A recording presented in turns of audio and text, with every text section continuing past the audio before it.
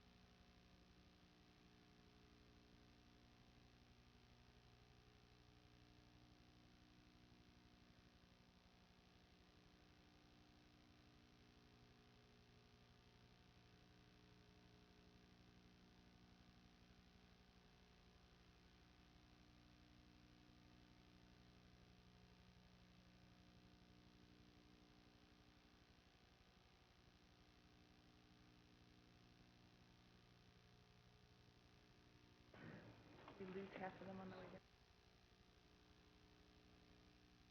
down. Anytime. Okay, first of all, I apologize for such a long wait, but we've concluded our closed session, and now we're in an open session of our agenda.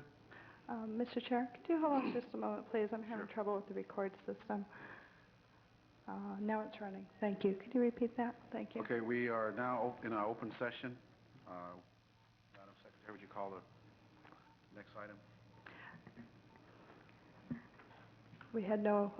We had no actions in Thank you. session. Next item is Comcast Communications Affirmative Action Plan and Minority Enterprise Report. Yeah, Mr. Chair, annually you have asked the City of Sacramento or in Comcast to do an affirmative action review of the employment hiring out there. This is typically done in the spring, but considering we have not had really very many commission meetings, this is the first opportunity that we have had. In your packet that you received today, you have two reports, one from Comcast and one from Ken Fleming, who is with the City of Sacramento, and Mr. Fleming is here to provide a brief synopsis of the report and to answer any commission questions. Good afternoon, Chairman Shelby, members of the committee. Again, it's an opportunity to present to you information relative to the review of Comcast's affirmative action program And the statistics that we reviewed were for calendar year 1999. Under a report that I submitted to you dated November the 1st, my comments are provided, and I'll just briefly highlight some of the aspects of the review. The review basically focuses on the September letter submitted to the Commission from Miriam Dale Holmes, and there are several areas that she discusses relative to the performance of Comcast. The first references to the Affirmative Action Plan 99 goal results and progress. All of the goals that were established for last year's program were met. In fact, in areas where we did not establish any goals, they were also able to accomplish some gains. So I think the progress was basically made in all categories, all occupational categories, and again, the goals where they were established were exceeded in others. The employee data basically shows a couple of things. I'd like to show a chart that's attached to my report.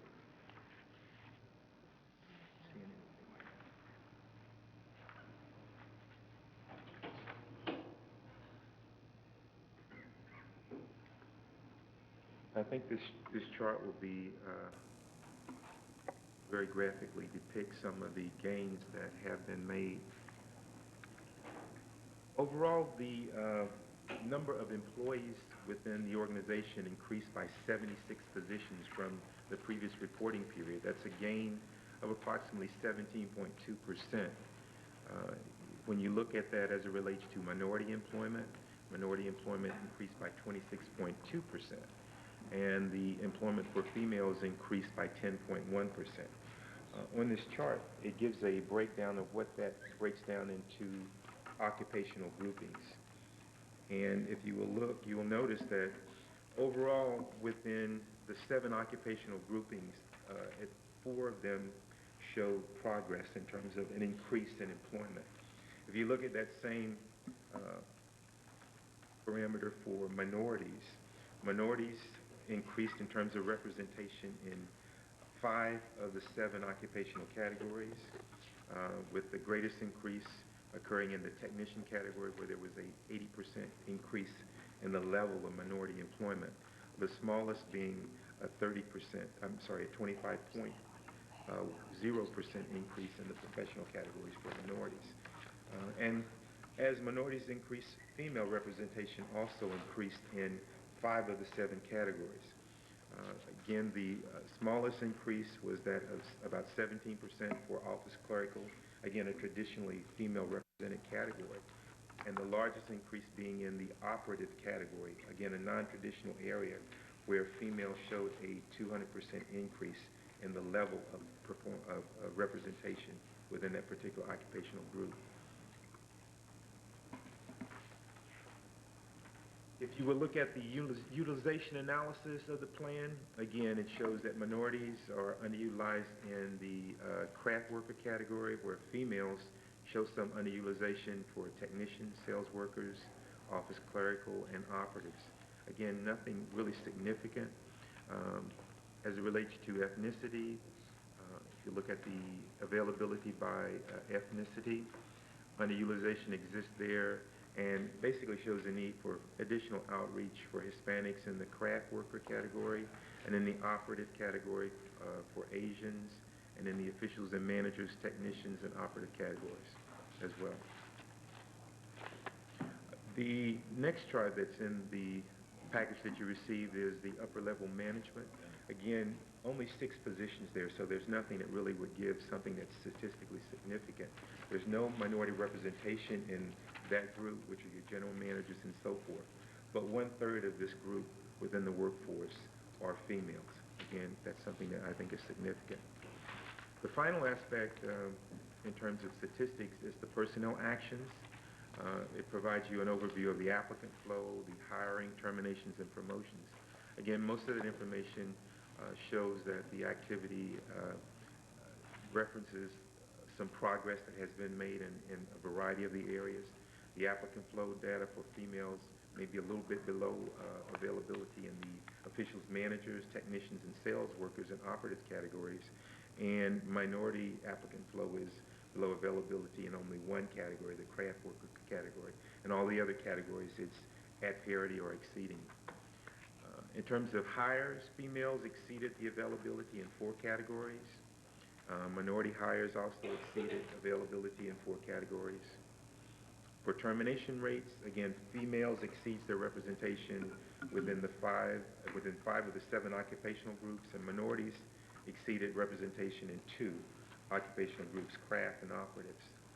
The female promotional rate also exceeds the representation in the occupational groups, and minorities exceed their representation in 3 occupational groups.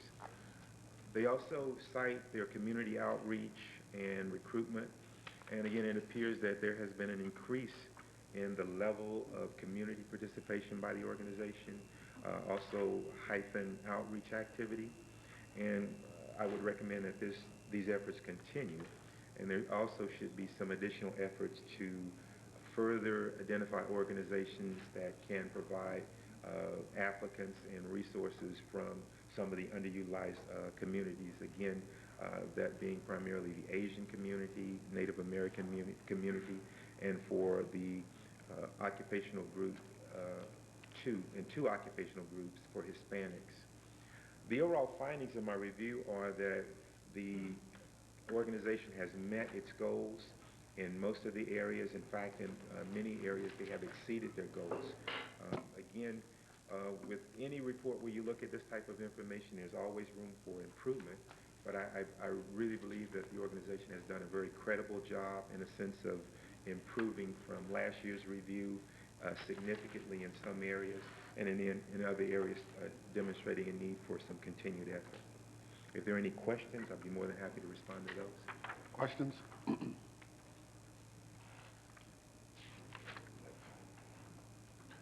No questions. We have one additional presentation from Marion Bell Holmes of Comcast Human Resources Department is going to talk about the outreach efforts to the vendors and as well as the outreach efforts to the community. Ms. Bell? Thank you. Good afternoon, Mr. Chairman and Commissioners.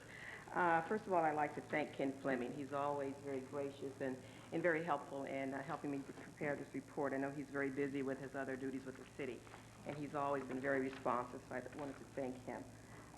First of all, I just wanted to apologize for the lateness of this report. I know there was some discussion earlier on and some possible confusion as to when the vendor report was due, so I will take full responsibility for that, and I do apologize.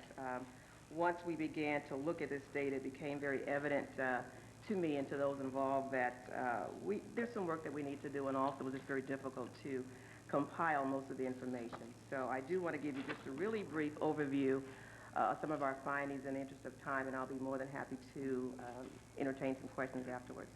You have in front of you, I believe it's labeled item 2. There is a summary of our findings. And just to give you a quick overview of our process, when you all requested that we look at this information, I believe it was late last year, we did begin the process of trying to work through all of the data that we've got at Comcast. What we found earlier on was that, and one of the things that I'll discuss here, is that we really don't have a very good mechanism for tracking our activities when it comes to working with vendors in the community. And that's something that we need to address. I mean, that's something that we readily admit.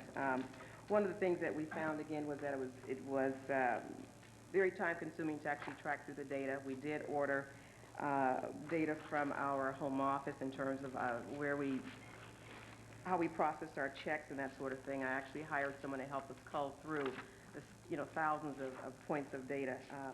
The bottom line, though, is that we found a couple of things. First of all, we aren't really working with our vendors to identify their ownership characteristics. So that's the first thing that we do need to resolve, and we've come up with 2 recommendations for that we have implemented. The first is that for all vendors that request contracts with us, as a part of our normal process of asking them to affirm that they're an affirmative action employer, we are also going to ask them to complete information that will give us data as to their ownership characteristics, if they're minority-owned, female-owned, etc., because we really just do not capture that data at this point. The second piece of that is that before we actually cut a check for a new vendor, They have to submit W-9 information, as I'm sure most of you are familiar with. And we are also now adding to that process the requirement that before that check is cut, they will also have to give us that information. So we think on the front end that will go a long way in helping us, first of all, identify who we're currently working with it, and certainly identify that in the future. The second piece of this, obviously, is outreach, and that's really what's critical, because most of us understand that affirmative action, either for vendors or employees, means that you have to take some effort to really go out and seek participation. And although if you look at the numbers in, I believe it's your Exhibit C, we certainly have participation in most areas. What we did find was that a lot of our contractors and vendors are national in nature. Some of that has to do with the nature of the cable business, and some of it just has to do with the nature of our company. And we do work with vendors on the local basis, but we certainly need to improve that, and that's something that this process, I think, has been very enlightening for us. There are a couple of things that we need to do in that arena, and it's under the outreach area. And that is, first of all, to develop clearly some advertising copy that we can use in local publications that specifically targets women and minority-owned businesses, so that we can do more outreach in that area. We do need to increase our participation in local business and special interest groups, such as the local chambers and et cetera, because that really is the avenue where I think we will gain more access to vendors. Let's see. We intend to include an affirmative action outreach statement in our local media. We have a website, and then we also have a newsletter that we put out to our customers that we hope to put a statement in there. And we need to increase our participation in local vendor expos and et cetera, and some of those things we have begun to do. So really that's kind of a really brief summary of the report, and I'll be more than happy to entertain any questions, and or in the interest of time, come back and have some further discussions with you all. Again, thank you. Thank you very All right. much, and Thank thanks you for very much. remembering that request that we've made. All right, Okay. thanks. All right. See you next time. Okay, thanks. Next item. Notice public hearing, Comcast and AT&T transfer request. Good afternoon. I thought I would give a short staff report, and then this is a continued public hearing on the transfer application from Comcast to AT&T. At the end of the public hearing, it's our recommendation that the Commission, again, continue the public hearing to its December meeting. Since at your last meeting, you opened the public hearing on the transfer, as the Commission will recall, you received the application for the transfer in late August, and you have to act on the transfer at this point on or before December 28th. If you don't act on the transfer by December 28th under federal law, the transfer would be deemed approved. Since your last Commission meeting, Paul Hahn, Bill Edgar, Diane Graber, and myself have met with representatives of AT&T, and at that meeting we discussed in large part the corporate guarantee and structure of the proposal for AT&T ownership as opposed to the Comcast ownership structure and guarantee that the Commission holds today. We met with AT&T approximately a week after your last meeting. At that point, we had thought we would get a proposal from them approximately a week thereafter. We got their proposal in this afternoon, right before the Commission meeting. So we now have a proposal in hand, but quite frankly, we have not had the opportunity to really do more than skim it. And so we can't really address that proposal today for the Commission at all, and whether that proposal meets the requirements in staff's opinion of the direction that we've gotten from Commission with regard to the corporate guarantee. You also are aware that during the last month, AT&T has announced publicly a restructuring of their corporation, and we are also still currently looking at that issue and whether that issue has an impact on the proposal to transfer the system. During this month also, we have met with the Public Access and Education Consortium directors to discuss what the current status of services to the PEG operators within the Commission's jurisdiction, and to try to lay that out so that during the transfer, everyone is clear as to what the baseline is that's being provided today, and the Commission can look at what that baseline is and make sure that that baseline will continue into the future. And you have attached to the staff report a report from the PEG operators listing things that they believe to be material things that are occurring today that they want to make sure continue into the future if the transfer is approved. You know, at this point, I think I would answer any questions, and then if Chair Shelby, if you wanted to open the hearing and take public testimony, I think that would be appropriate. Any questions, Brian? Okay, thank you. We'll now open the continued public hearing and take testimony on the transfer of the franchise from Comcast to AT&T only. First speaker I have is Linda Martin. Good afternoon. I'm Linda Martin. I'm the chair of the Sacramento Educational Cable Consortium and administrator in San Juan School District. You have in front of you a report from Access Sacramento, KBIE, SCCC, on whether the transaction would detrimentally affect the public interest. We have reviewed this report and our findings with you. Based on the research identified in the report and the existing services and support we received from Comcast, we are recommending that it is in the public interest for the Commission to conditionally approve the transfer. In addition to comments which appear in the report, the Sacramento Educational Cable Consortium and the entire educational community are excited about the possibility of AT&T becoming the cable operator in Sacramento. What a tremendous opportunity to be involved at the beginning stages of AT&T broadband activities. We have an extraordinary history of unique service in Sacramento over the past 15 years, and we have had a wonderful partnership with Comcast. It is difficult for us to see the relationship with Comcast come to an end, and we're here today to set the stage for what we hope is a long-term, mutually beneficial relationship with AT&T. We have many students, teachers, community members, and administrators who wanted to speak at today's hearing. Several of them are here, and I would like them to stand now.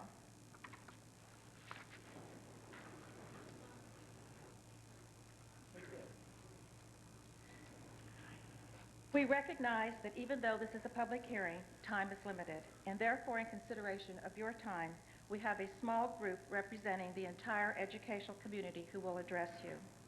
In addition, many of our teachers, students, and administrators who could not be here today have provided us with their comments in writing, and we would like these to be placed in the public record.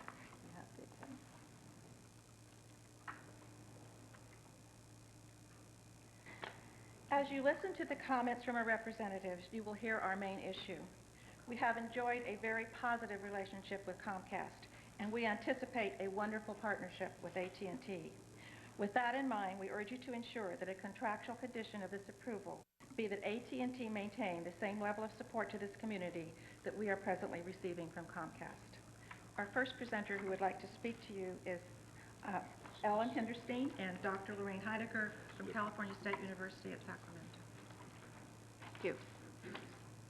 I have the list, Linda. I have the list. Thank you for the opportunity to speak with you for a few moments about the Sacramento Educational Cable Consortium, SCCC. The consortium, as many of you know, has been in existence before came into existence before the first franchise was awarded. SCCC has operated with a forward-thinking vision of providing teachers with resources that have assisted them in providing quality educational opportunities to students of all ages throughout Sacramento County. The consortium has a history of bringing consortium members together. CSUS has worked with area school districts to develop teacher training opportunities, in-service opportunities in mathematics, economics, and California history, to name a few. School districts have been able to make special in-service opportunities available to other districts utilizing the educational access channels. When the Del Paso Heights School District arranged for an elementary reading consultant to speak to their teachers from the University of Hawaii. The event was held in the SCCC CSUS studios on our campus. A video conference connection was established with the University of Hawaii, and the entire presentation was cablecast on Channel 71 to 397 schools in Sacramento County. This semester, CSUS is offering 30 courses. This represents almost 100 hours of live televised instruction a week. I'm pleased to introduce my colleague, Dr. Lorraine Heidecker, Professor of Anthropology at CSUS, who has been teaching on educational access for over 7 years, one of our longest running courses. Dr. Heidecker. Just one, would you put your name and address for the record? They don't need address, And but we just do your name. need name for audio. My name is Alan Hinderstein, and I'm the Assistant Director for Media Services. Thank you, Alan. Good afternoon. I'm Dr. Lorraine Heidecker, Professor of Anthropology at California State University, Sacramento. I've taught there since 1971, and for the past 7 years, I've offered Introduction to Physical Anthropology over cable TV. My distance education classes range in size from 120 to 150 students each semester. I want to go on record by saying my experience with offering this class over Comcast Cable has been uniformly positive. Their service to us has been a benefit to the campus, to the students, and to the community. The advantage to the campus is that this number of students is served every semester with no additional pressure on campus facilities. The advantage to the students is twofold. First, due to increased accessibility, fewer students drop the class, and yet my pass-fail ratio has remained unchanged. Second, the class is more accessible to students who would otherwise find it difficult to impossible to continue in a traditionally offered class. The class is available to people who can't get to campus 2 or 3 times a week, people who have family responsibilities, people who are employed full-time, people who have difficulty getting out of their house because they are injured, because they are ill, because they are disabled. Finally, there is an advantage to the community at large. Not a semester passes that I am not contacted by people who have seen my class, perhaps just channel chasing. These contacts usually come by email.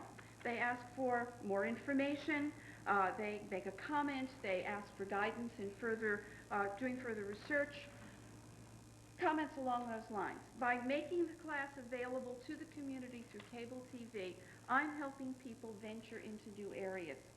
My experiences, my results are not unique. They apply to all of my colleagues who offer classes over Comcast Cable. Thank you. Thank you.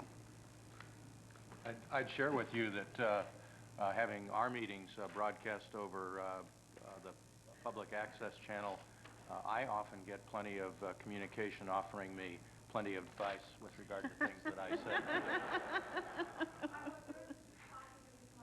Sometimes. Next is Kurt Wicking. Wicking. Wicking? Thank you. Close. Good afternoon. My name is Kirk Wicking. I'm the Dean of Learning Resources at Sacramento City College. I'd like to give you copies for the record of the presentation I'm going to make. Thank you.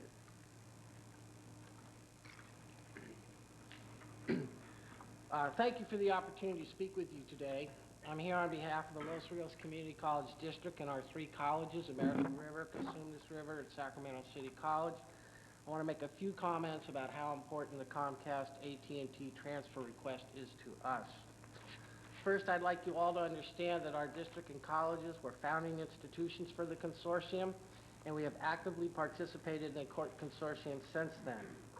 Today, we have a thriving distance education program with so many courses that we are now at a point where there's insufficient airtime for us to offer all of our classes.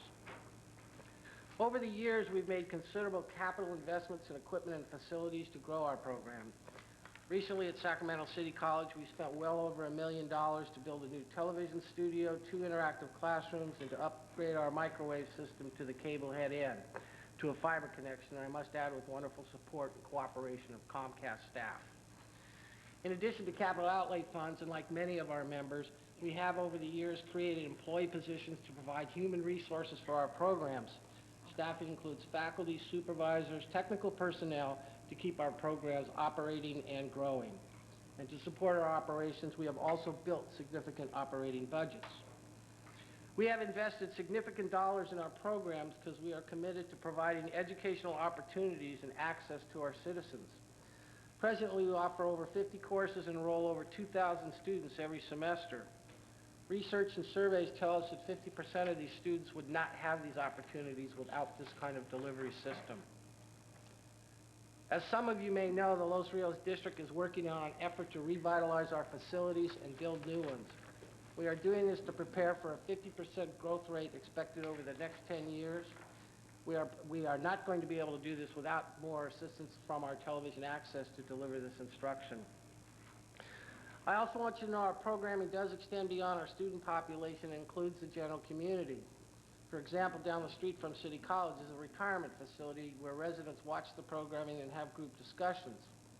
And most recently at Sacramento City College, we provided production assistance to the Area 4 Agency on Aging and the Sacramento Gray Panthers to produce a Mirror of Understanding, a program about how senior citizens and disabled people can help one another.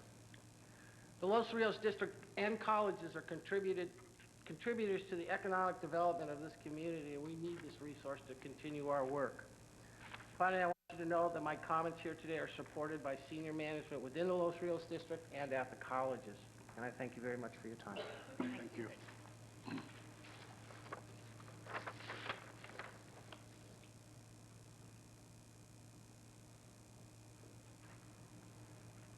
Next speaker is John Fleischman.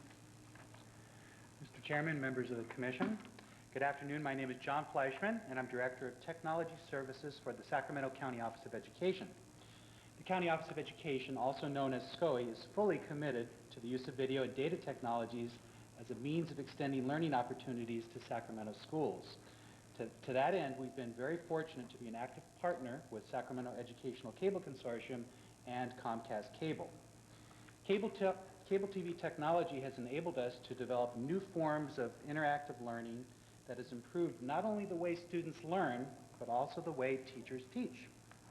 We're extremely excited with the potential of the existing cable digital network and its capability of connecting learners and teachers in ways not previously possible.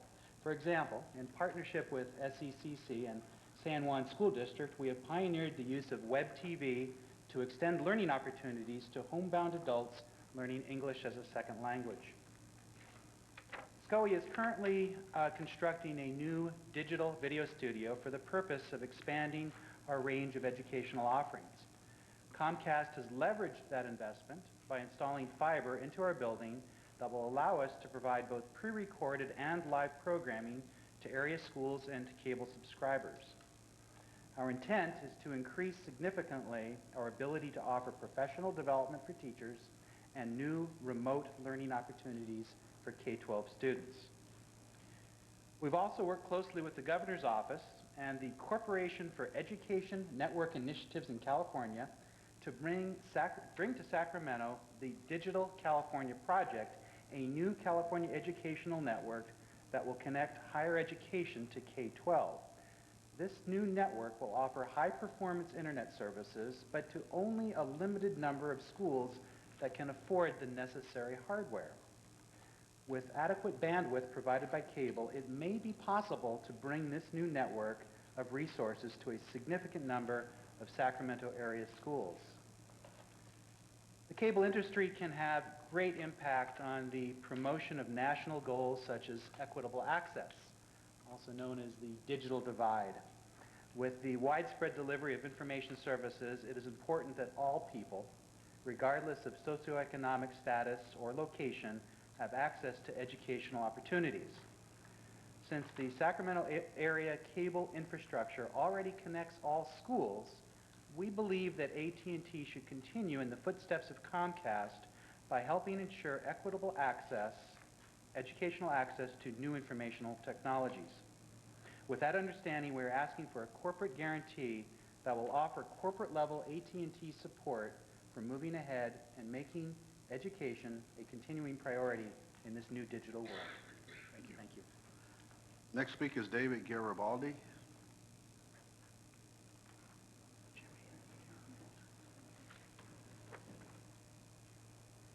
Good afternoon. I'm representing... State your name. Sorry, my name is David Garibaldi, and I'm representing students that benefit from educational TV. I know that most of you are parents and have children of your own. Myself, I've actually been lucky enough to benefit from educational TV enormously. Last year, I entered SCCC's SIVA Awards. It's a film competition. When I first heard about it, I spent months on the competition. When it came down to the competition time, the whole ceremony, I walked away with an honorable mention. Since then, I've worked on other films and short films. Winning that and walking away with the honorable mention has given me direction. I now know what I want to do for a future, for a living. I want to be a filmmaker, and that was only possible because of what the educational television has given me. Those of you that are parents, I hope that your children will benefit just as I have or more than I have.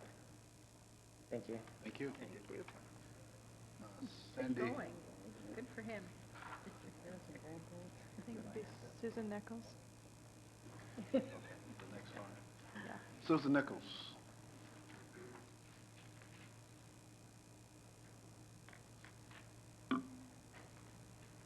Good afternoon. I'm Susan Nichols, and I am an instructor in the San Juan Unified School District Adult Education Distance Learning Program. I did have a student with me this afternoon, but unfortunately he wasn't able to stay this long, so he isn't with me now. I just want to confirm what the others have said and say that our program is unique in that we are reaching adults who are not college students or high school students, but my particular class is reaching immigrants who are coming into this country to become American citizens. They are homebound for a variety of reasons, and we are offering them an opportunity to learn about American history and government in the hopes that they will be able to approach the INS exam with confidence and the knowledge necessary to pass and become productive American citizens. I have also learned this is my 4th year of teaching the class, and I have learned that not only is it the students that we're directing the program to, these immigrants, but many people throughout the community tell me that they watch the program. Sometimes they discover it from channel surfing, and these are people who have lived in the United States all their lives, but it's been a long time since they've been in school and studied history and government. They like having the review. They like having another perspective on what's going on, and I genuinely hope that we can continue with AT&T to offer this kind of programming. Thank you. Thank you. Next speaker is Abraham Carrillo. Abraham was my student. Okay. Claire Ernest. Good afternoon. My name is Claire Ernest, and I teach English as a second language by way of distance learning and in other formats. I have taught for 3.5 years on Channel 72, and I must tell you I love my job.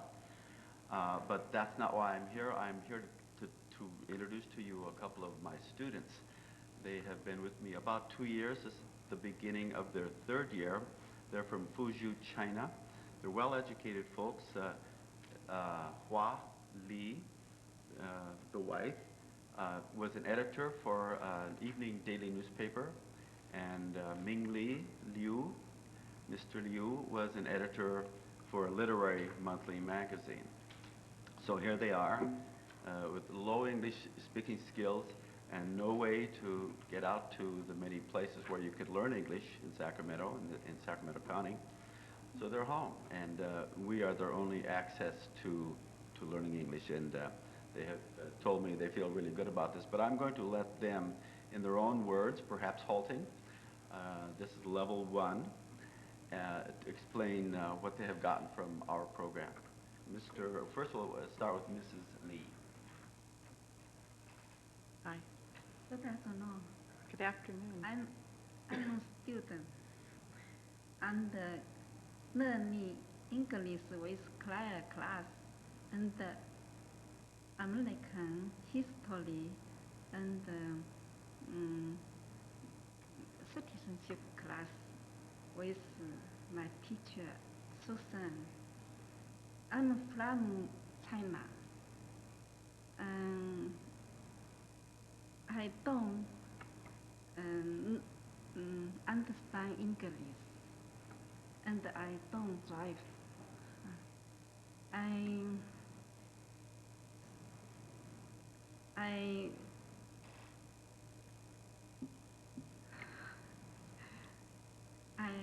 need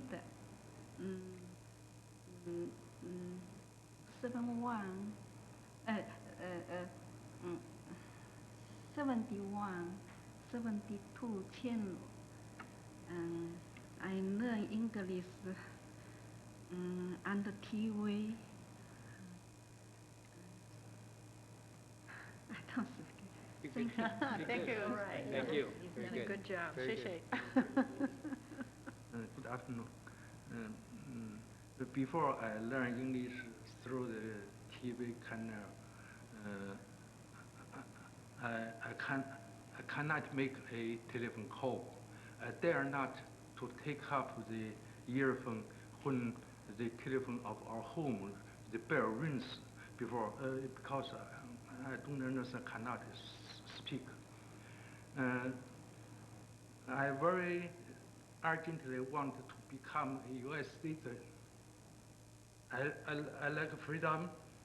I like this country, but I cannot interview. I feel very difficult. I learned English with Claire teacher and Susan Nichols, the citizenship and American Story program for more one year. My English got great progressive. Now I can make I constantly make telephone call with our teacher. When the telephone bell rings, I can take up and speak to the caller. I am with confident to attend the INS interview. I'm working urgently. I feel very lucky. I have the opportunity to learn English through the TV channel because I don't drive. I'm weak.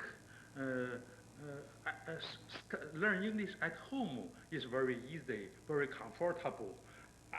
Especially, I can record it on the TV, on the video tape. I can study, learn it repeatedly, once, again and again. Yes. Thank you very much. Thank you very much. That's great.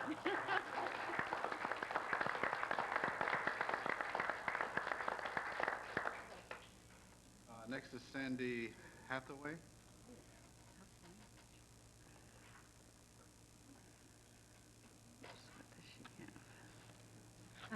Sandy Hathaway. I'm a teacher at Natoma Station Elementary in Folsom Cordova Unified School District. I'm here because I'm one of these filter down effects. I'm getting the support from SCOE and the support from SECC so that I can be a competent teacher. And when I say competent, we all know about standards. We all know what we're up against as teachers and what we need to do, and how difficult it is for our districts to come up with the money to help us with that and with our curriculums and bringing us up to the standards. My class is doing it with the help of these people, with the help of my technology support, which is needed for these students, with the help of the SIVA Awards. Last year, my students, I was trying to figure out how to teach expository writing to my students, and I came up with doing a video. And I thought, okay, let's turn them into a news group. Let's create a video. It works with their oral skills. It works for expository writing because they had to write their material, then they had to present it, and then they learned that the technology training, they actually wrote, produced, edited, and submitted the film, and we won our first year.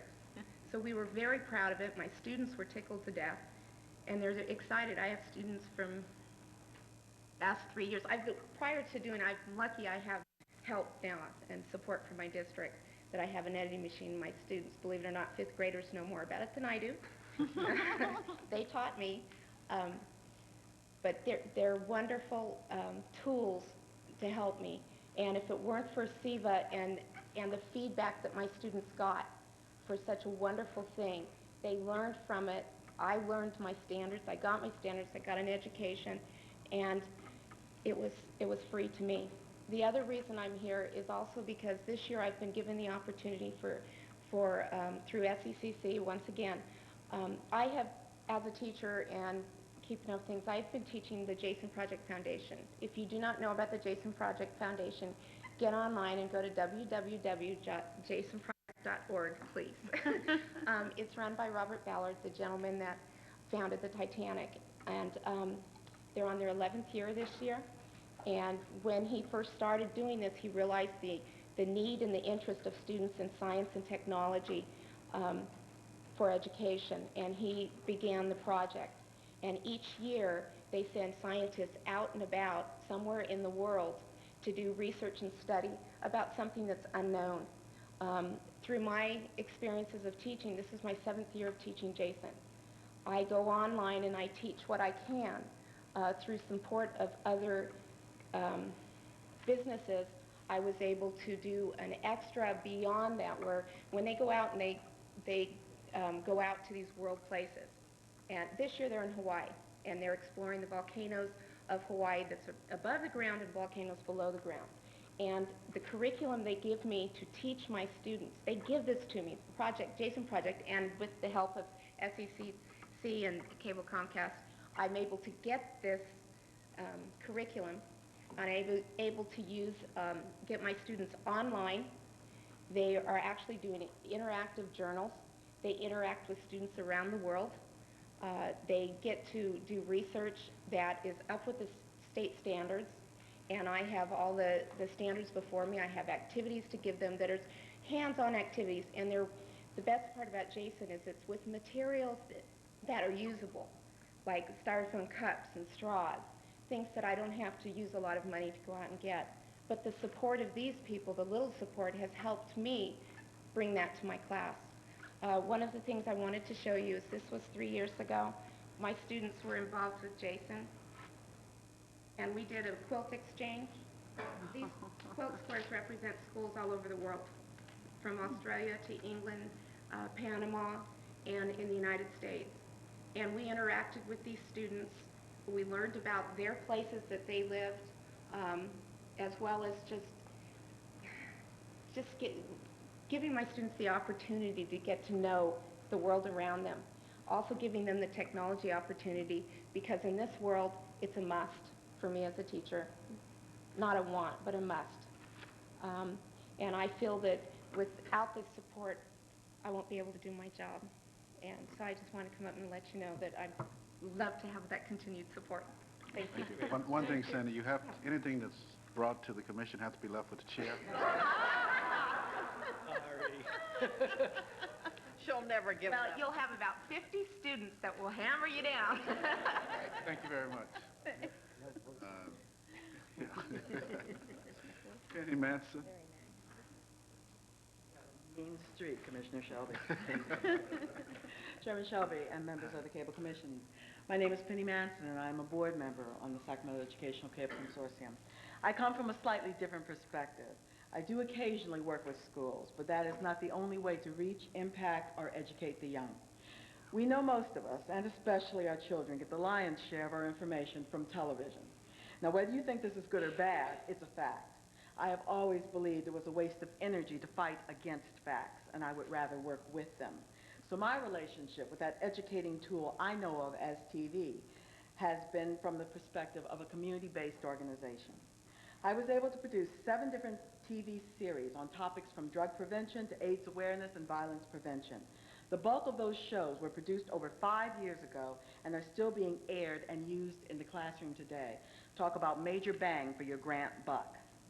My husband is an adjunct professor at McGeorge, Manson being a somewhat memorable name. He was approached by one of the students who was one of the young people who originally had the idea for one of the programs we produced, who asked him if he was related to me.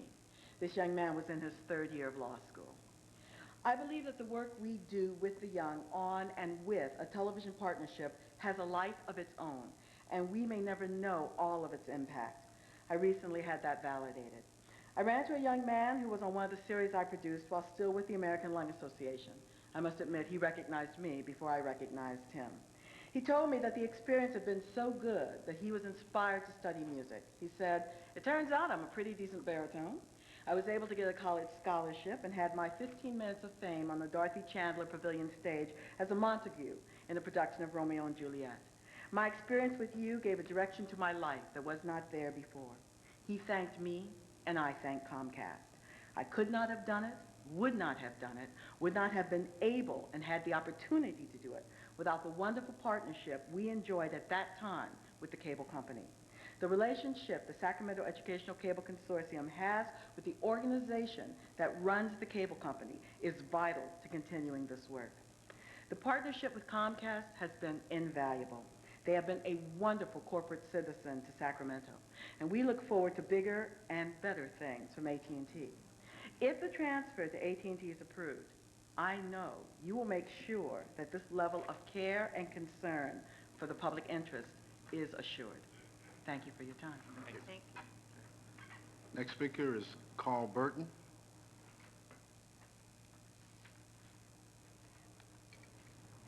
Doesn't look like Carl Burton. Looks like Ron Cooper. I know Carl Burton.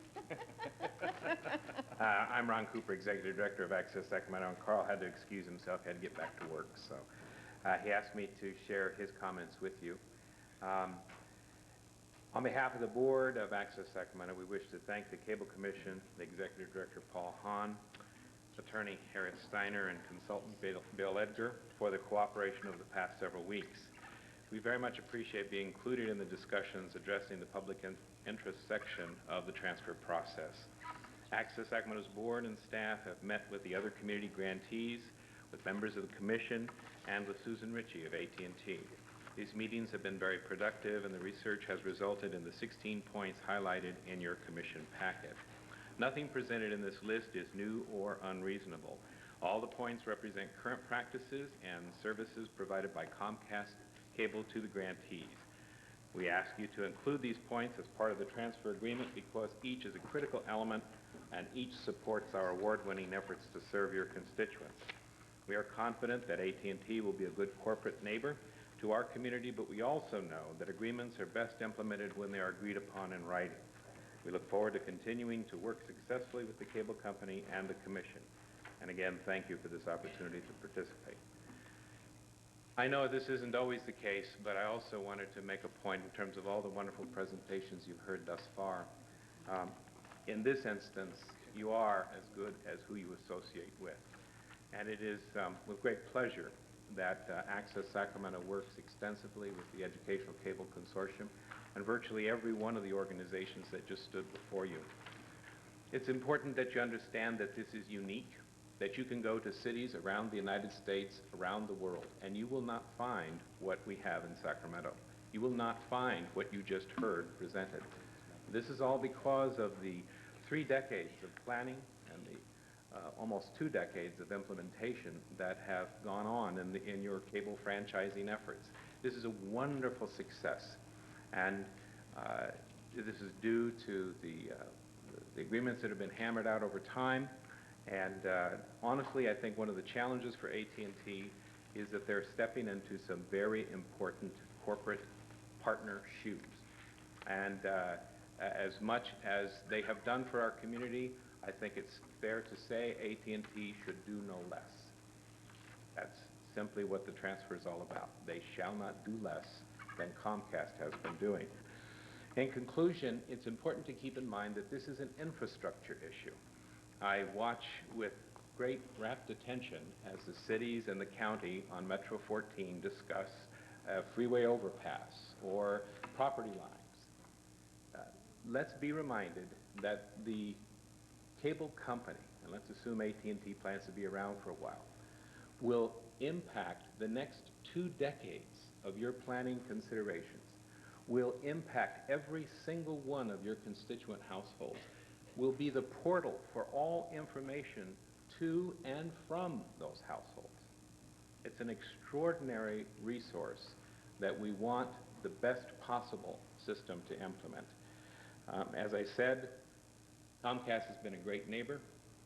We want AT&T to do all that and more with their help. Thank you. Thank you, I have a question for Ron. Sure. Did you transmit the same list to AT&T? The 16 points? Yes. Yes. Thank you.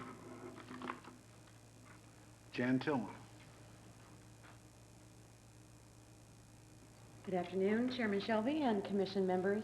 I'm Jan Tillman, the Executive Director for Programming and Production at KVIE, Public Television in Sacramento. We would like to reiterate the request of our colleagues that the Commission condition the license transfer to include the points that were outlined in our written communication provided to you. KVIE provides its broadcast service over the air and on Comcast. We have expanded the value of that service and that remarkable programming by our Channel 7 access. The finest, highest quality programs for young children are public television programs. Channel 7 is our ready-to-learn service from 6 a.m. to 6 p.m. every single day. Parents, grandparents, daycare providers, and service agencies depend on having this programming. The value of that programming is further expanded by hands-on workshops that we provide to the daycare providers, service agencies, parents, and teachers so that they may use this valuable television programming as a learning tool for their children. We have enjoyed a very positive relationship, a productive relationship with Comcast Cable, and we very much look forward to continuing that relationship with AT&T. Thank you. Thank you. This concludes our speakers that have signed up to speak on this matter. Would AT&T like to have some words?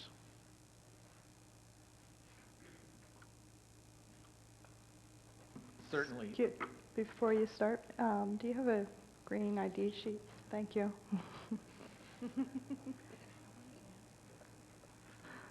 Thank you very much. Appreciate it.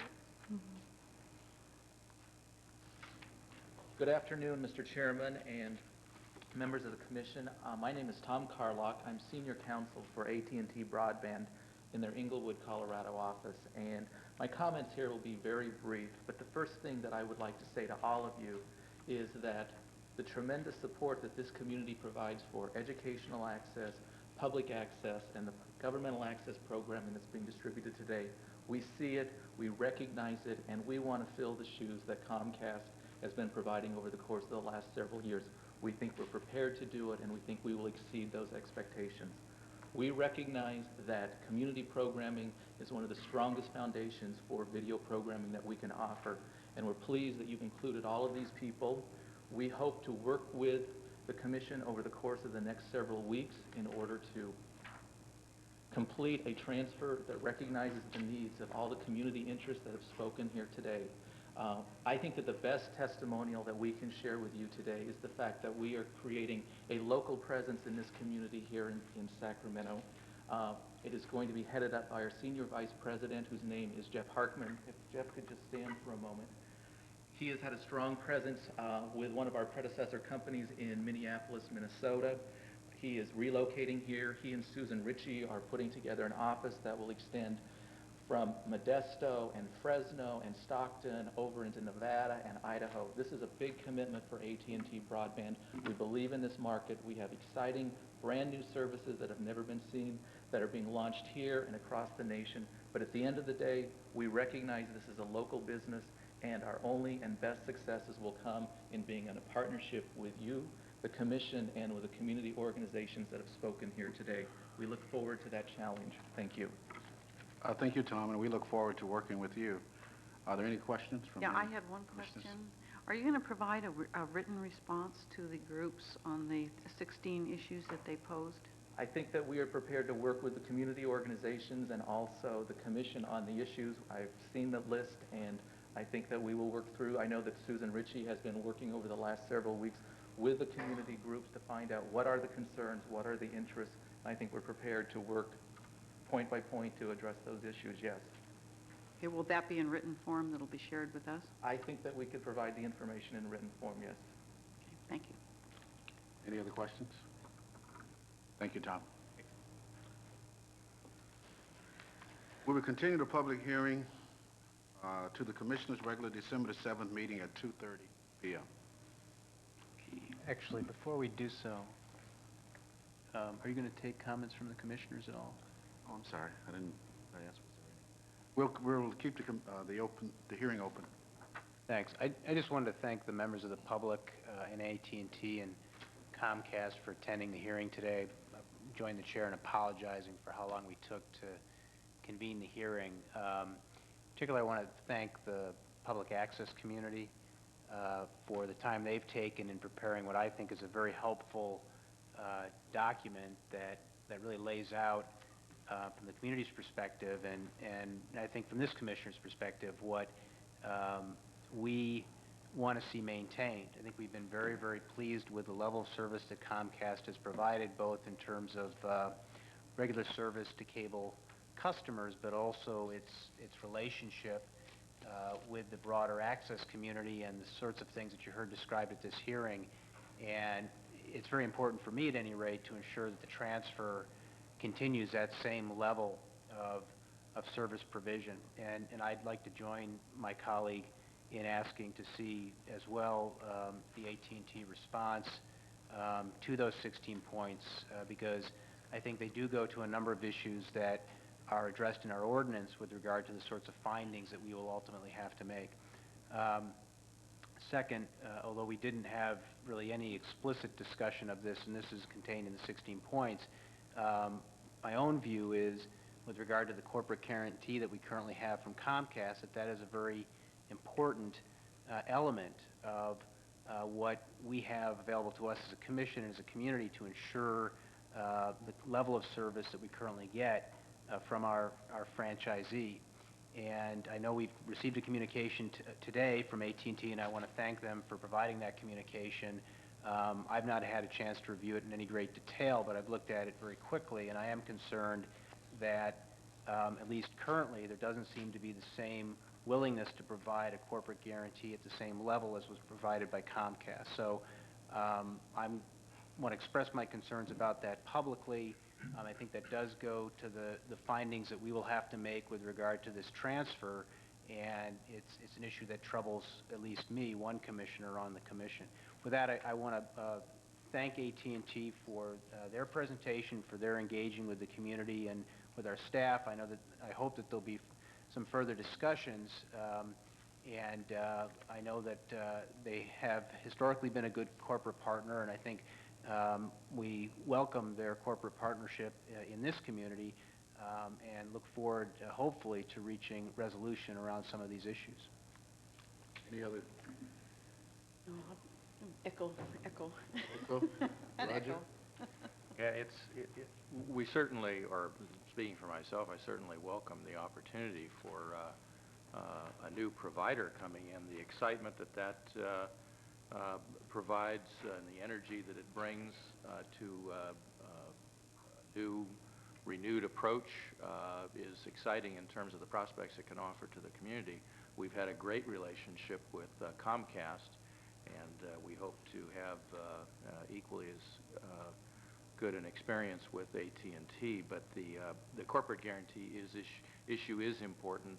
I think it's important to stress that the issue is not so much the amount of resources that might be dedicated to the guarantee, but the substance that's dedicated to the guarantee. And that's why the parent corporation is so important, the interface, if you will, with the actual stockholders to get to that level of guarantee is very important from a security standpoint. I understand, being in business myself, the concern about providing a guarantee relative to the impact on debt capacity, and that's simply an economic choice on your part. I understand that, but it is simply an economic choice on your part, and so I'll echo the fact that it's an extremely important issue.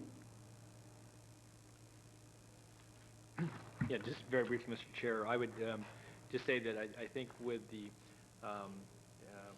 noting that the next public hearing would be December 7th, and the fact that there has been communication in recent days, and something as recent today from Mr. Carlock in writing relative to the some of the issues that have been discussed here, I think it's going to be imperative, though, for the AT&T representatives and our staff over the course of the next few weeks, understanding that Thanksgiving falls in the midst of that, but probably about 4 full work weeks here before we come back into session December 7th, which is the last scheduled session we have prior to the December 28th date, which I understand is under the 120-day clause, is the deadline unless it's waived by by the party that makes the application. And so I think that there's a lot of work that, particularly around the issues that have been mentioned in respects to the corporate guarantee, and obviously the PEG issues are in the midst of being discussed, and I trust that we'll have a point-by-point response and analysis on that. But I think it's going to be very imperative over the next few weeks that, in light of that, we have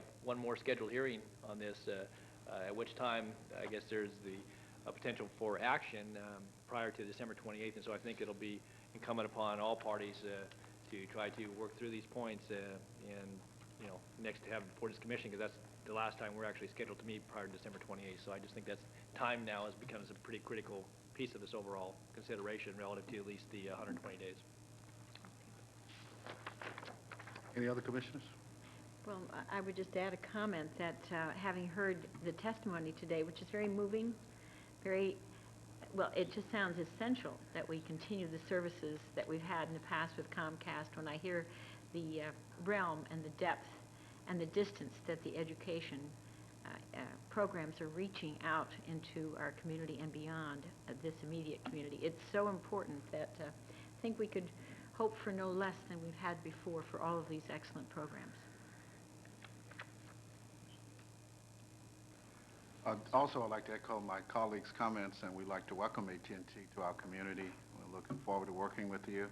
Comcast has been a good corporate citizen. They've done some good things in our community, and we definitely want to see those things continued. And the corporate guarantee is very important to this commission, and as we move forward, that's one of the crucial issues that we'll be looking at as we move forward with the transfer. Could we just say thank you very, very much to all the people that came down here, though, and I want to say a special thanks to the young teacher who came before us. 2 of us up here, at least, used to teach, and it's a lot of fun to teach that. There might be more. Is there another teacher? Muriel and I were teachers. Muriel at the high school level, I was at the elementary level, and I had 6th and 5th graders. So it's a great, challenging group, and the type of enthusiasm that you have is remarkable to hear, and it was wonderful. Thank you. Thank you. Next item. Did you need to continue the Mary? Oh, sorry. Yeah, continue to December. My intent when I closed the public I'll hearing give a motion. was not to cut off the commission. Yeah, move to continue the public hearing to December 7th. Second. All in favor? Aye. Okay, next item. We have the staff status report, item 4.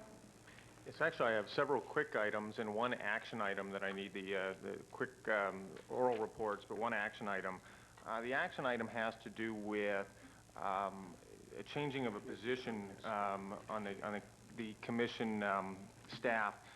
Way back when the commission was formed, back in a long time ago, basically there was in the 80s with Bob Smith, an ASO position, an entry-level ASO position was created to aid the staff. And that same position is continued until this day. Well, I think what has occurred is really with the changing of the executive director to a 10% time position. In addition, that executive director not even being located in the offices of the Cable Commission. In addition, we've had staffing shortages even beyond that. The ASO that is there, and it's Diane, has really had to pick up the workload and will have to continue to pick up the workload into the future. The problem that we have is under our existing system, I can't do anything from a pay or a salary standpoint to match what we're asking now Diane to do. And in addition, even if it wasn't Diane, we would never be able to bring another type of person in under the entry-level ASO position with the responsibilities that are taking place. So what I'm asking the Commission to do is to take the ASO position, which currently was actually intended to match what they call an ASO 1 position in the county, and give the Executive Director the flexibility to really create more grades, an ASO 1, 2, and 3, which is comparable to what the county has, and so that in the future there will be the ability, as now, to hire somebody and put them in a class which is basically commensurate with the responsibilities. If you agree with that, what I would like to do then is I will appoint Diane to the higher class. I mean, I have asked her, and she has responded in an incredible fashion since Rich left, to really has stepped up. She's been doing an increased responsibility, and considering this is really the first Commission meeting since that time, I'd like to make any pay increases to Diane retroactive till the June time frame when she began those increased responsibilities. I think this is a good idea for both, again, future hirees, but also, I mean, I really do need to thank Diane for the wonderful job that she's done in the last 6 months, and hopefully she will continue. And with this, I might have a chance of keeping her. I just have a question and a motion, Mr. Chairman.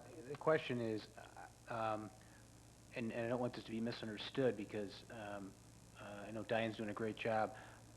I want to make sure we're not establishing a precedent here where this commission, in the resolution as currently drafted, is dealing with what are, I think, the prerogative of the Executive Director with regard to personnel decisions. And so, and maybe I'm mistaken, but number 2 here, placement of the current ASO on the new pay scale by the Executive Director, is that actually absolutely essential as a part of our resolution? I'm really concerned about the retroactivity, I think, on that. I think that there are 2 issues, I think. One is, do you want to let your executive officer, your executive director, establish what class or what grade, what job position people are placed in, or does the Commission want to retain that authority? And you can decide to either let your executive director place which you the have employees, previously. which you have in the past. That's a good idea. Let them place them into the appropriate job classifications. And you've already authorized the job classifications, so they can't create something totally new. So that's the first issue. Do you want to continue that authority, or do you want to take that authority back and say, and do the placement yourself when it goes from grade to grade? And the other issue is the fact that that your executive officer is asking to do this effective June 1st. And that, basically what you have had since June 1st is Diane working out of class. Right. And she's done that. She's been asked and directed to do that. And we believe that because of that, and because there has been no opportunity to bring this to you to create the additional classes so that she could work within class, we believe that it's appropriate to do this as effective June 1st. Normally, we do not bring anything that's retroactive back to you, as you're aware from your existing jurisdiction. Yeah, in answer to the first question, I'm more comfortable having the Executive Director have the authority, as is I think the case in most public agencies, to decide where people fall in the classification. And that is certainly what we're recommending. That was the purpose of my question, because it sounded like we were about to do something that was different from that. So I would move at this point that retroactive, effective June 1st, 2000, that we establish additional promotional steps within the existing Cable Commission ASO position to mirror the ASO series currently in use by the County of Sacramento. I'll second that. Moved and second. Mr. Chair, if I could just ask a question, though, and this references a point about not having had the opportunity to present it. You could not have presented this to us October 5th? I was not here at the last meeting. I was out of town. This is the first opportunity I have had to present it. That other meeting was really specific to the transfer. No, I understand, but the reason why I asked that is that because the period of retroactivity lengthens. I mean, I don't disagree with what's being proposed here, but I think that particularly when you have somebody working out of class, because in fairness, and whether it's Diane or anybody else working out of class for a period of time, that matter, in my view, has enough urgency to it that even when we're in session, unless we're restricted by law from because it wasn't on the agenda, but that would be the type of thing that should come, in my view, surface to the board, whether you were able to present it or not, Paul, being Okay. present, Taken- carry it, or somebody could have carried that forward Point to taken. us. I just think having people work out a class for a period of time, it just puts everybody in a little bit of awkward position, but that's the point I wanted to make. So with that, I support the motion. Moved and second, all in favor? Aye. Item 5, public opportunities. I actually have a couple more just brief oral reports. One has to do with the management resources study. I just wanted to let everybody know, hopefully by now you have all talked to the consultant. This is the consultant for the grantees. You also have a brief letter in front of you that we just distributed today. Things are going well. They've talked to all the grantees. They have talked to all the commissioners, with I think the exception of Commissioner Natoli and Commissioner Dickinson, which I know they have an appointment to talk with you, Supervisor Natoli. What we're also now suggesting is a small change in the public outreach section of this. Management resources really, we were thinking of doing 5 different sort of public hearings, and we're all beginning to feel, and even based on some of your comments, that a better way to go about it might be to have, instead of just an open process where people from the public come and they don't really understand what it is we're trying to do, and that we're not trying to basically judge necessarily the quality or what goes on to the access channels and the educational channels, but really coming up with a criteria. We want to have a more focused meeting of invited participants that would include all these very different groups, the educational groupings, there's a whole list, I think you'll see, business community groupings, ethnic communities, that we would invite high-level people to attend a meeting which we would hope would have some significance. And in fact, I've asked the chair to send out a letter, a draft letter, which we would send out that would include his signature as well as maybe a couple of yours signatures, so that it has some gravity to a variety of people. And then we would have like a 3-hour meeting on like a morning meeting where we would invite maybe 50 community leaders and have them really work in a sort of a facilitated type of manner to draw out issues and things of that sort. So it's a little bit of a change. We think it's more constructive. I believe that some of this was something that the grantees had also said. I just gave something to Ron Cooper now. He may want to respond differently if he has any issues with it. But I believe that that's a better process than just holding community meetings where you really are not going to get a great understanding of what we're trying to do. Questions?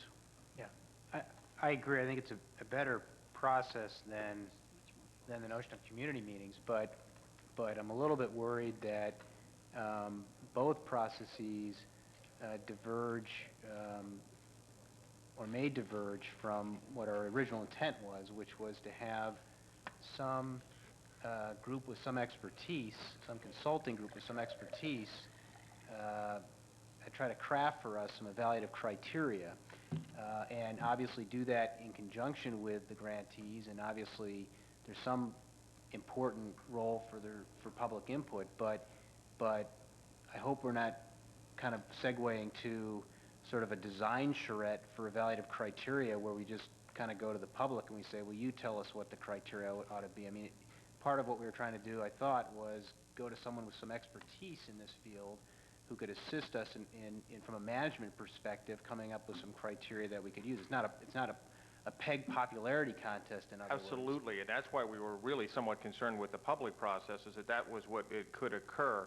I think what our consultant's trying to do is get input from a variety of different sources within the community, whether it be the business community, the educational community, the minority community, the arts community, and then they will then go back after they've had discussions with you, with staff, with the grantees, and then try and come up with that criteria. But that we did want to have, and I think an issue that I heard was that it be very open process, so that everybody does have their opportunity to have the input, and that's why we're going in this direction.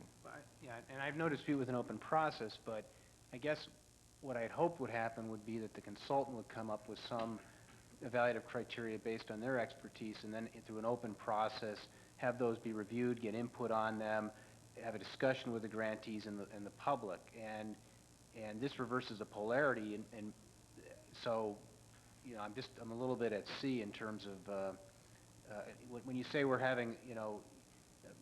going to get public input. The question is public input about what? What we might be able to do is work with the consultant that they can maybe have some draft findings or draft criteria that they could then basically put before this group, and I think that might be more where you're headed, so that there's something that then they could bounce some ideas off of, but there's something to react to.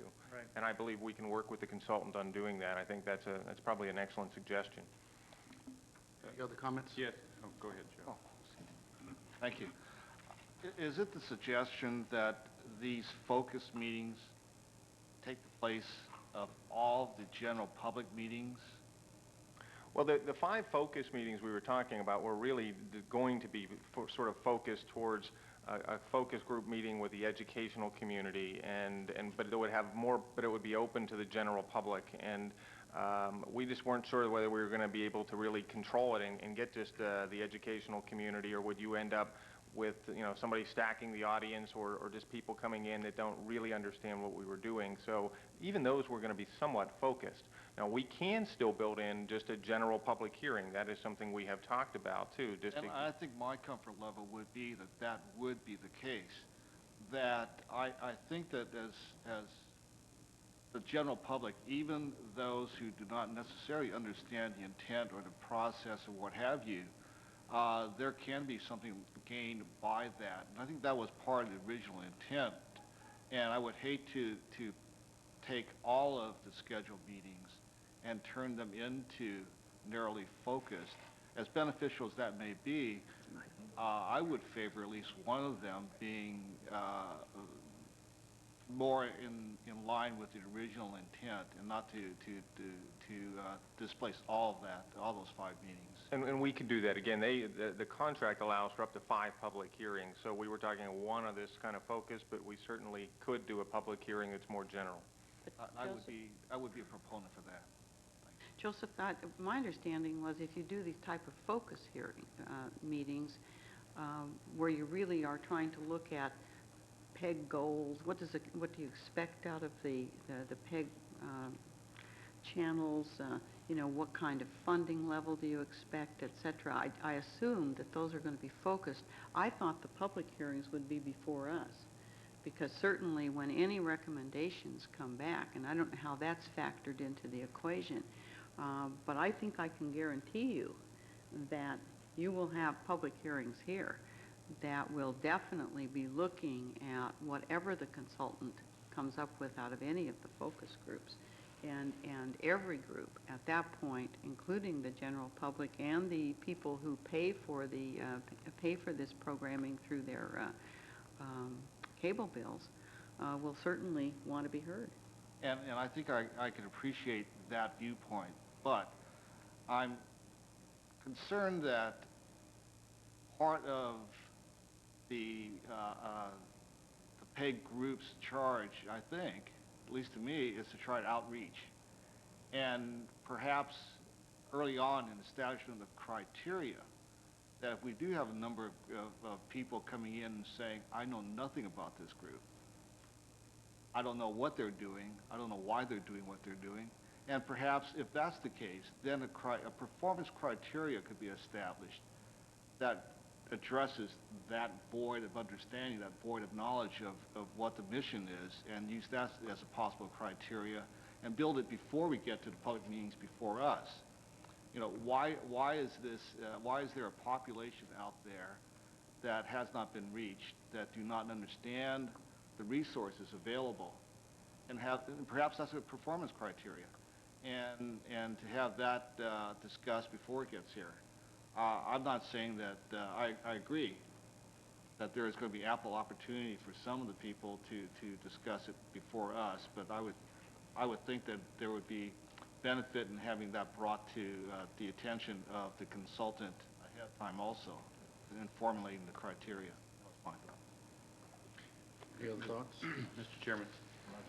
Well, I'll just note again, for the record, as I'm sure I will in the future. Well, you never let go of the issue. That We're guaranteed of that. Well, I have something specific, but I'm very concerned about this process, and the very discussion we've had here today only raises my concern about the danger of moving headlong into assessment of the appropriate audience or content or those kinds of issues, which I believe it would be a serious mistake for this commission to get in the middle of. Specifically with respect to what you've given us, Paul, and it's admittedly upon quick reading, it leads me to believe that that's exactly the path that this could take.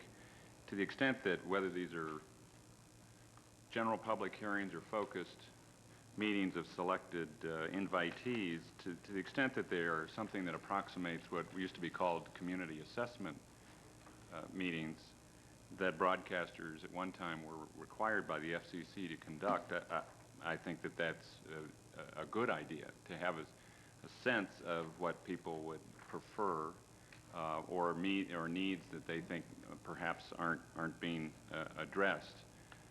But to the extent that these sessions are intended to provide some basis by which this commission would then presume to make judgments reflected in funding as to what's appropriate either in terms of content or audience reached or intent of the broadcaster, I think that is completely inappropriate and unwise for this commission.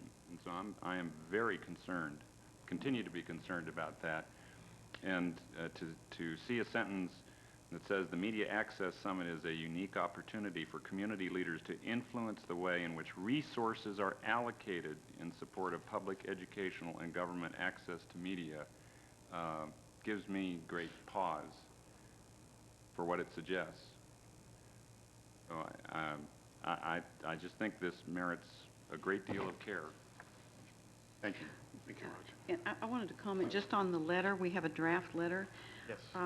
Is there a reason why you only put down 6 video channels instead of 7? We just received that. We haven't even barely edited that letter, but we can, I don't know. Well, I believe it's 7. Yeah. It might be that because we don't fund one, that it got left out, but there are 7 That is correct. existing plus the radio. And that's just something we would, this thing, and that's why some of the comments on the letter are well taken too, because we do need to edit this and clean it up somewhat and make sure that, and catch things like that also. Is the preference to allow continue with the 5 hearings or 1 hearing or 2 hearings? Well, I think that we already had, didn't we agree to 5? I think it's the nature of the 5, whether they're going to be the invitee, or I think Joseph was suggesting that at least 1 just be a general open. They had agreed that they could provide up to 5 in their contract. I think what we're suggesting is that we have maybe 1 or 2 that are more focused, and then the question, I don't think we are suggesting we cut down from 5, but to 1 or 2, and maybe even 3 if we did a general public type of hearing to talk about that. But that's where I think we run into the concern in a general public hearing, where some of Supervisor Dickinson's comments get our invited list is a group of policymakers that I think understand we could probably very quickly do a distinction between we are not here to talk about what's on the air and the quality of that programming, and do you like it or do you object to it? Because I mean that is a path that none of us want to go down, and we need to make that clear. And I think it's going to be more of a struggle to do that in a general public hearing, though Commissioner Yee's comments, I think you don't want to ignore the general public also, and that's what we're sort of grappling with. So our idea was to see if we could get 1 large, again, sort of policymaker type group of people, but that is diverse in its coming in from, again, some community groups and things of that sort. But that it's a little bit more facilitated and led in a direction to try and get towards the criteria and not get into, I didn't like the program, it offended me that was on an access channel, and so you shouldn't allow that. I mean, we're just not going to go there. Luckily, the consultant is very aware of that too and is familiar with PEG programming. I think the intent was to get a broad view from the community in terms of what we were trying to achieve, and also to give them an opportunity to see how we're outreaching to the other parts of the community.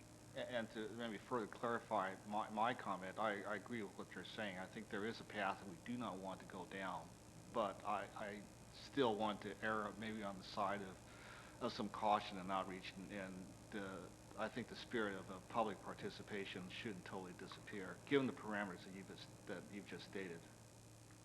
Okay. Any other comments? Ron? Ron Cooper, Access Sacramento, and I'll be very brief. The point that Supervisor Dickinson made is very, very important. In the plan from the beginning and in PEG operations throughout the United States, the public access, the community part of what Access Sacramento serves in this mission is very different. And we view these hearings, be they 1, be they 5, as wonderful outreach tools. And that's very positive, so that we and you hear what's going on in the community. I also want you to understand that a large part of my day is getting calls from all of these bodies and more saying, send a crew to do my show, okay? And that's not what we do.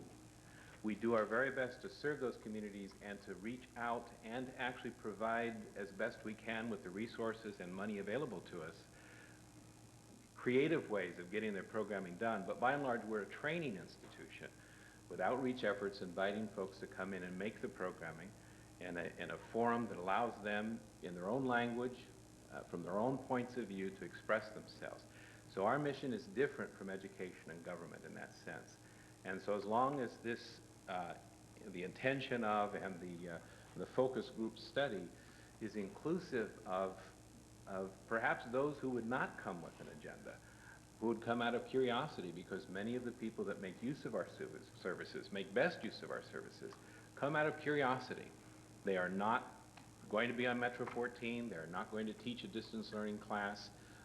They are curious, career possibilities or whatever, and they make programming because of that. So we see this as an outreach effort.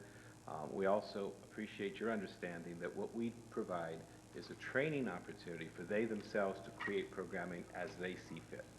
See, and I don't want to play devil's advocate. I do want to throw out the idea, though, that if you had a big community gathering or even a focus group gathering that said there are events and there are things taking place in our community that nobody covers,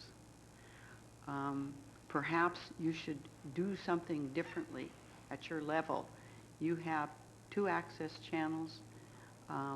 If you devoted resources to that, to crews that covered our events and then put them on, and I don't know how to get the training for that. In other words, it might redirect resources away from just the training and to actually doing a lot of things that groups want to do. I think that maybe that's the dialogue we need to hear, because it might be that there's a bigger need for that in the community than for training. And I don't know how that works vis-a-vis what kind of training the colleges are doing or what kind of programming and what kind of relationships you might have with that. But that's the kind of thing that I think is the type of dialogue that needs to be held, because I think most of us recognize that some of the tension comes from the parent entities needing or wanting some of the monies from the area to go into a different channel than what's going into programming. And perhaps if people thought more of their needs were getting met, and we might find that out on these access channels or on what we had available, then perhaps more money would flow into those areas. I don't know. At this point, to me, it's a blank slate as to what we might come up with in some of these meetings. But I'd love to hear that. I'd love to hear whether either leadership groups, focus groups, or whether just a public meeting or two would say we need a lot more education programs, or we have a lot of events that take place in our ethnic communities that nobody covers. Not a single television comes out to nobody. Why don't you guys have crews that cover us and we get our events on? That's the kind of thing I want. I want that kind of feedback. Absolutely, Isla, and I am, please understand, 110% I agree with everything you said. And 1.3 million people in our county deserve that kind of attention. And all of these events and all of these stories need to be covered, deserve to be covered. The most difficult challenge for our board, our programming committee, and me on a daily basis is the many groups, as I started off my presentation, who say, I deserve to be covered, and no one disagrees with that. And as I often say, there is no problem that if given enough resources and money and crew and equipment, that 1.3 million people and all of those wonderful stories would be covered. So that's the challenge that we've faced for 15 years is how much can we do? The tremendous growth of the county, just increased costs and so forth, how much can we do? Walking that line of providing a service to those who we can help, keeping the doors open to train those to produce programs. And again, that's where the bulk of our program comes from, is from people taking advantage of the training and creating their programming. Our Game of the Week is a good example of where we have instituted actually going out and doing Livewire, another program that we institute. That's 7 years every Wednesday night. And we'd love to do more of that programming, and we would need the resources to do that. And that's just fact. But that's what we need to... Exactly. We will continue to talk. Appreciate it. Thank you. Any other comments? Thank you. Next item is... Again, just real quick, the election forums are going to run all day tomorrow and Sunday, so if you're undecided, this is your chance.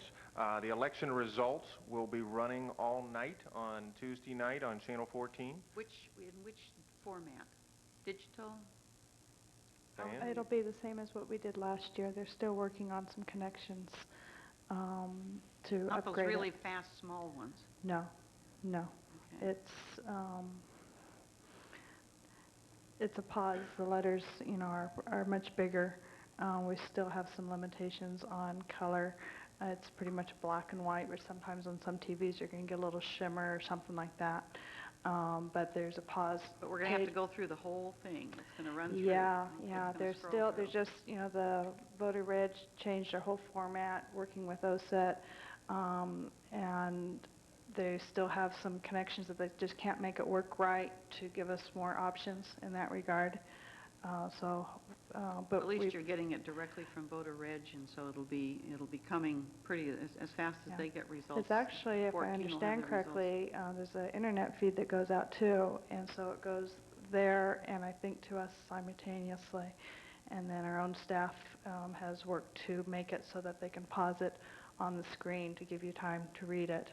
But Okay, yeah, good. you do have to go through the whole round of races.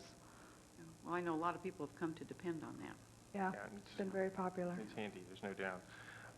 The city of Citrus Heights has opened up its new council chambers, and they're all booked up, and special kudos, I think, go to both the Citrus Heights staff and the Metro staff to get all that working very, very well. And it's, from what I understand, it is working very well, and a lot of good staff work's gone in there. It's not as elegant as these chambers, so. Well, and This has to serve 1.3 million. the city of Folsom is testing its live internet broadcast of its council meetings and working with the Metro 14 staff too. Citrus Heights is next on the list, so that project is also going on. And finally, I just want to introduce a new Metro staff member, and I'm going to try and get this right. Leihan Ng, is that correct? Yes. Who is now our new clerk, and welcome aboard. Welcome. Thank you. And you pronounce it correctly for us, please. Yeah. Leihan Inc. I didn't do Very too good. bad. You did well. Exactly. Thank you. I'm very pleased to have her too. It's nice to have company in the office.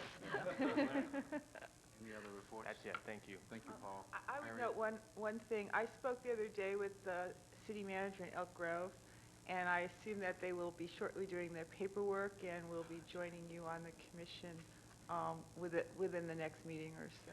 And we are also getting ready to cablecast both the Elk Grove meetings as soon as we can work out some of the logistics there, which both staff of Elk Grove and Metro Cable are doing. And we're also talking with the Sac Metro Fire District. We hope to be broadcasting their meetings too. Yeah, goodness, they have 600,000 constituents. Yeah, it's not a small little district, that's for sure.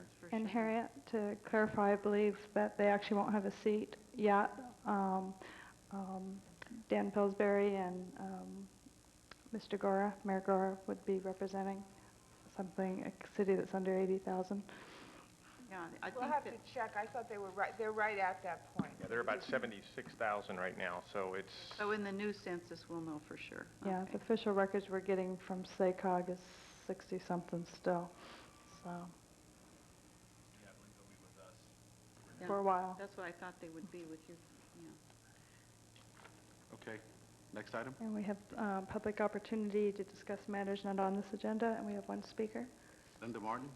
Oh, Linda waited. Good afternoon again. I'm Linda Martin, Chairperson of Sacramento Educational Cable Consortium. I'd just like to take a minute to share some exciting news with you. We have just received word that SDCC has received the Distinguished SBC Foundation and Partners in Education National Telecommunications Partnership Award. Wow, it's a mouthful. That's great, though. That'd be a big award to get all those. I hope so. This is a national award from the National Association of Partners in Education, and SBC recognizes innovative education technology initiatives that have improved student achievement. 2 projects in the United States are recognized, and we're one of them, so we're very proud of that. That's great. This award will be presented to SDCC and Comcast at the 2000 National Symposium on Partnerships in Education in Houston, Texas, later this month, and our Executive Director, Liz Rode, will be there to accept it. And another benefit of this national recognition, there's also some monetary award that accompanies the plaque, so we're very excited about that. We'll be able to bring additional resources to our educational community. So this is a prestigious award for Sacramento as well as California, and we want to publicly thank the Cable Commission and Comcast for making this recognition possible. Thank you. That's Thank you, and wonderful. congratulations. Thank you for your excellent work. You didn't tell us about how much the monetary award. That's all right, Liz. Congratulations again.